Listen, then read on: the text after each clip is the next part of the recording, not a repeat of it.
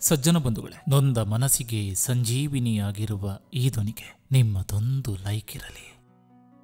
ಜನರಿಗೆ ನಾವು ತುಂಬಾ ಬೋರಾಗಿ ಬಿಡ್ತೀವಿ. ಯಾವಾಗ ಗೊತ್ತಾ? ನಾವು ಅವರನ್ನ ಮಿತಿಮೀರಿ ಇಷ್ಟಪಟ್ಟಾಗ. ಯಾಕೋ ಗೊತ್ತಿಲ್ಲ, ನಿನ್ನ ನಾನು ನನ್ನ ಯೋಗ್ಯತೆ ಮೀರಿ ಇಷ್ಟಪಟ್ಟು ಬಿಟ್ಟೆ ಅನ್ಸುತ್ತೆ. ಅದಕ್ಕೆ ನೀನು ನನ್ನ ಇಷ್ಟೊಂದು ಕೇವಲವಾಗಿ ನೋಡ್ತಾ ಇದ್ದೀಯಲ್ವಾ? ಆಸೆ ಇದೆ, ಆದ್ರೆ ಅತಿ ಆಸೆ ಇಲ್ಲ. ಯಾಕಂದ್ರೆ ನನ್ನ ಆಸೆಗೆ ಆಸರೆ ಆಗ್ತೀನಿ ಅಂದವರು ನನ್ನ ಆಸೆಯನ್ನೇ ಸಾಯಿಸಿ ಹೋದ್ರು.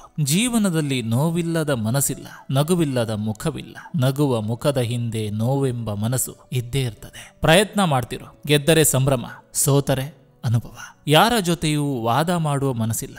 ಏನನ್ನು ಹೇಳಿ ನನ್ನನ್ನು ನಾನು ಸರಿ ಎಂದು ಸಾಧಿಸುವ ಛಲವಿಲ್ಲ. ಅರ್ಥ ಮಾಡ್ಕೊಳ್ಳಿ ಎಂದು ಬೇಡಿಕೊಳ್ಳುವ ಶಕ್ತಿ ಇಲ್ಲ. ಯಾರಿಗಾಗಿಯೂ ಕಾಯುವ ತಾಳ್ಮೆಯೂ ಉಳಿದಿಲ್ಲ.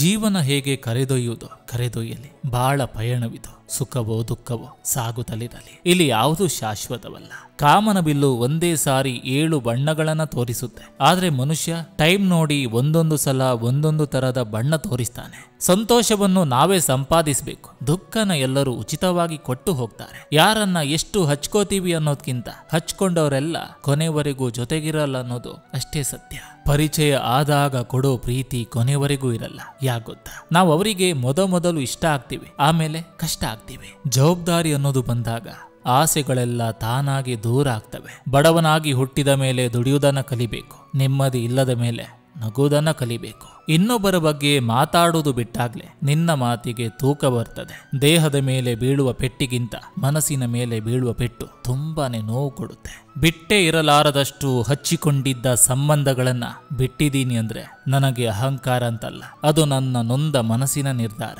ಸಜ್ಜನ ಬಂಧುಗಳೇ, ಇದು ಇಂದಿನ ಸಂಚಿಕೆ ಅಂತ ಹೇಳ್ತಾ, ಈ ಸಂಚಿಕೆ ನಿಮ್ಗೆ ಇಷ್ಟವಾಗಿದ್ರೆ ದಯವಿಟ್ಟು ಒಂದು ಲೈಕ್ ಮಾಡಿ, ಜೊತೆಗೊಂದು ಕಮೆಂಟ್ ಮಾಡಿ. ಮತ್ತೆ ಮುಂದಿನ ಸಂಚಿಕೆಯೊಂದಿಗೆ ಅತಿ ಶೀಘ್ರದಲ್ಲಿ ನಿಮ್ಮನ್ನ ಭೇಟಿ ಆಗ್ತೇನೆ. ನಿಮ್ಮೆಲ್ಲರ ಮನಸ್ಸು ಪ್ರಶಾಂತವಾಗಿರಲಿ ಅನ್ನೋದು ಈ ವಾಹಿನಿಯ ಉದ್ದೇಶ.